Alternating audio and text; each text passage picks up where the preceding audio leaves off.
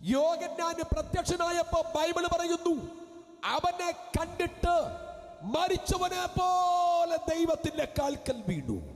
ഇന്ന് രാത്രിയിൽ ഏതെങ്കിലും അഹങ്കാരഭാവം അകത്തളങ്ങളിൽ ഇമ്മിണിയെങ്കിലും അവൻ ഏശിയിട്ടുണ്ടെങ്കിൽ, ഞാനെന്ന ഭാവം എവിടെങ്കിലും ഉണ്ടെങ്കിൽ, ആകാത്ത ഒരു വാക്ക് ഏതെങ്കിലും അതരങ്ങളിൽ ഉണ്ടെങ്കിൽ, ഇന്ന് രാത്രി വിറച്ചുകൊണ്ട് പറ, ഈ രാത്രി ഞാൻ നിൽക്കുന്നത് എന്റെ കഴിവല്ല, ദൈവത്തിന്റെ കൃപയാ.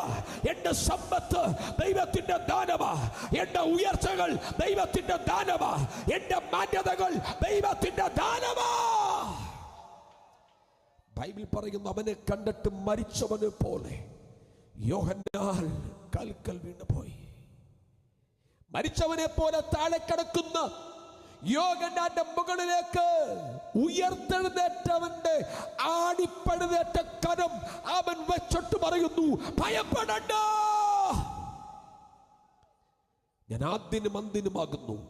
ഞാൻ മരിച്ചവനായിരുന്നു, പക്ഷേ എന്നേക്കുമായി ജീവിച്ചിരിക്കുന്നു. ഇവിടെ ഏത് വ്യക്തികൾക്ക് അങ്ങനെ പറയാൻ പറ്റുന്നു?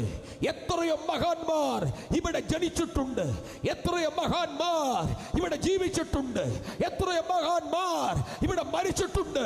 പക്ഷേ എല്ലാവരുടെയും കല്ലറകൾ അടയ്ക്കപ്പെട്ട് കിടക്കും.